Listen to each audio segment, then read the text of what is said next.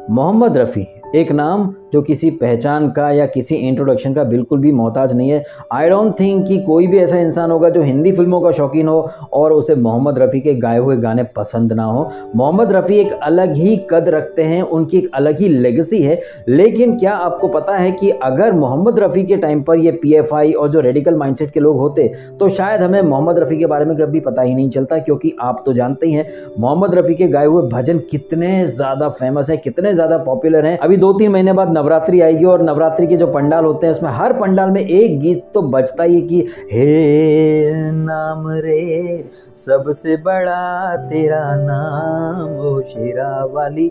ये गाना मोहम्मद रफ़ी और आशा भोसले ने गाया था। मोहम्मद रफ़ी के गाने बहुत ज़्यादा पॉपुलर हैं, लेकिन उन्होंने जो भजन गाए हैं वो दिल से गाए हैं। और उनके गाए हुए भजन जैसे कि सुख के सब साथ, इतने खूबसूरत गाने, मन तरसत हरि दर्शन को, इतने दिल से, इतने जबरदस्त तरीके से वो ये भजन गाया करते थे, ऐसा लगता था वो अपनी आत्मा से गा रहे हैं। और उनके गाए हुए भजन सुनकर ऐसा बिल्कुल नहीं लगता था, इनफैक्ट कभी किसी ने सोचा ही नहीं था कि ये भजन जो है एक मुस्लिम इंसान गा रहा है। कभी किसी ने धर्म के चश्मे से मोहम्मद रफ़ी के गाए हुए भजन को सुना ही नहीं। लेकिन आज जब हम देख रहे हैं पीएफआई के लोग कहिए या जो सर तन से जुदा ये जो नारे वगैरह लगा रहे हैं, या फिर सारा अली खान केदारनाथ जाती है, या सलमान खान या शाहरुख खान अगर भगवान गणेश की मूर्ति ले आते हैं, पूजा करते हैं, तो लोग फतवे देने लगते हैं। जस्ट इमेजिन कीजिए अगर मोहम्मद रफ़ी साहब के दौर में ये पीएफआई एक्टिव होती, या आईएसआईएस के लोग होते, या जो हमारे लिबरल्स हैं, या सोशल मीडिया पे जो इंटेलिजेंट इंटेलेक्चुअल्स लोग बन के बैठे रहते हैं, ये लोग अगर उस ज़माने में होते तो क्या मोहम्मद रफ़ी की आवाज़ हम और आप तक पहुँच पाती?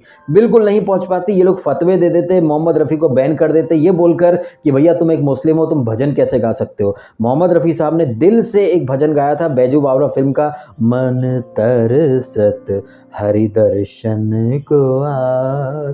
इतना खूबसूरत भजन है, एक से बढ़कर एक भजन है, तूने मुझे बुलाया शेरा वालिए।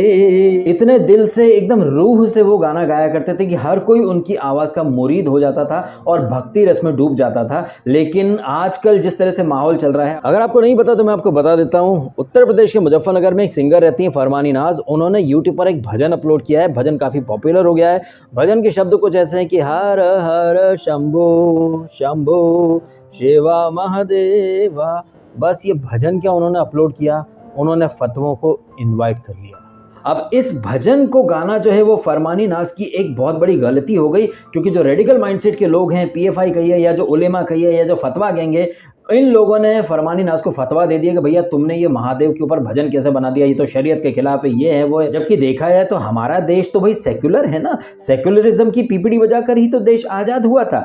वैसे देश का जब बंटवारा हुआ था वो धार्मिक आधार पर बंटवारा हुआ था, लेकिन उस समय जो मुस्लिम जो कि सेक्युलर नहीं रहना चाहते थे वो चले गए पाकिस्तान, और जो इंडिया में बच गए थे उन्होंने कहा था हम तो सेक्युलर तरीके से रहेंगे। तो ये कौन सा सेक्युलर तरीका होता है कि अगर एक लड़की जो कि एक्चुअली में मुस्लिम है, फरमानी नाज जो कलाकार है, वो कहती कि भैया एक कलाकार जो होता है वो ये रिलीजन या इन बाउंड्रीज के परे होता है। कलाकार का सबसे बड़ा धर्म होता है उसकी कला, और आप किसी कलाकार को उसकी कला का प्रदर्शन करने से कैसे रोक सकते हैं। लेकिन ये जो छोटी और घटिया मेंटेलिटी के जो उलेमा कहिए या जो फतवा गैंग के लोग कहिए, ये लोग कहीं ना कहीं फतवा देकर अपने दादागिरी वाला अंदाज दिखाना चाहते हैं। सारा अली खान अगर मंदिर जाती है तो ये लोग फतवे दे देते हैं, एंड ये सब करके ये जो उलेमा हैं या जो फतवा गैंग ये अपनी निहायती घटिया और एकदम ही रेडिकल और कम्युनल मेंटेलिटी दिखाते हैं। लेकिन हमारे देश के अंदर एक और लॉबी रहती है जो कि ह्यूमन राइट एक्टिविस्ट लॉबी कही जाती है, जो रिया चक्रवर्ती के लिए बोलती कि यार लेट्स स्मैश द पैट्रियार्की। लेकिन अब इस मैटर में किसी को पैट्रियार्की, किसी को दादागिरी और किसी को फ्रीडम ऑफ एक्सप्रेशन का हनन